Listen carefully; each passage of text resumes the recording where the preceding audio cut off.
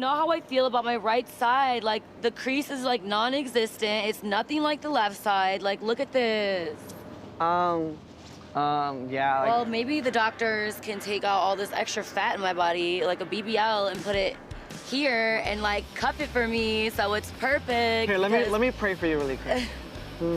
Let's talk about the gluteal crease on your right. Whether it was due to the needles injected or due to fluid being injected above and below it or both, it doesn't really matter. You have it. You should not consider taking any amount of fat and putting it on top or mixing it in or layering it or anything, and I'll tell you why. Fat injection of the buttock is the most dangerous procedure in all of plastic surgery. Really? Yes. BBLs? Yes. Oh, wow. It's the most fatal because there's a very short distance between these little blood vessels in the buttock and the main vein bringing blood back to your heart. The heart and the lungs. If you get fat into there and it goes up to your lungs, game over.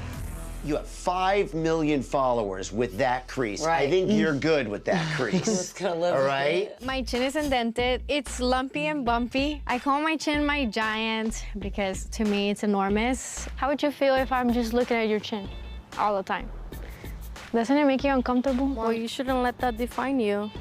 It's hard. When I was 5 years old, I ran into the wall. I've had 2 failed surgeries to fix my chin. And after the second surgery, I was very devastated. I lost hope. The goal would be to iron this somehow, which means make it smooth. We lift up the tissue, we look at the contour of what we call the chin fat pad.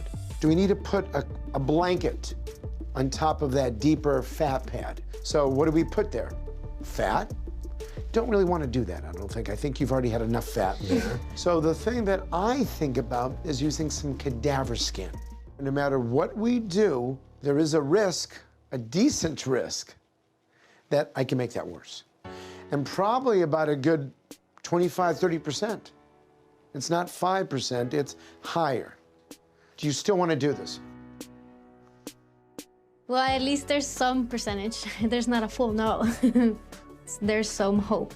Before my surgery, I was living with a giant on my chin. My chin was lumpy and bumpy, and I would get asked about my chin every time I went out, which made me never want to leave the house. But now, thanks to Dr. Nassif, my chin is smooth. I no longer shy away from the public. Nothing stops me anymore. I had my testing done in early 2014, and that's when I found out that I was BRCA2 positive. BRCA2 positive, so that's more than just breast cancer positive, Colon right? cancer as well. Ovarian? Yes, June was my hysterectomy, full hysterectomy with uterus. And the ovaries. And the ovaries, yep. So you went right into menopause. Yep. Boom. I had my double mastectomy in September that same year, and I had them remove my nipples and everything. Wow. The plan of attack would be remove the implants, release the muscle, release any scar tissue, put a new implant in, and then see what it looks like and see whether we could take up lax skin through the existing scar. And I might need to manipulate loose skin near the areola tattoo. So maybe I'll cut it out and we'll re-tattoo you. Is that okay? Yeah. I honestly think that everything significant happens for a reason, and I think that what you're gonna do is going to fix what I thought I never even deserved to have done. And you do deserve this. Thank you. You absolutely do. Thanks. Before my surgery, my reconstruction left my breast deformed, with sagging breast tissue under my lower left breast. I hated looking in the mirror.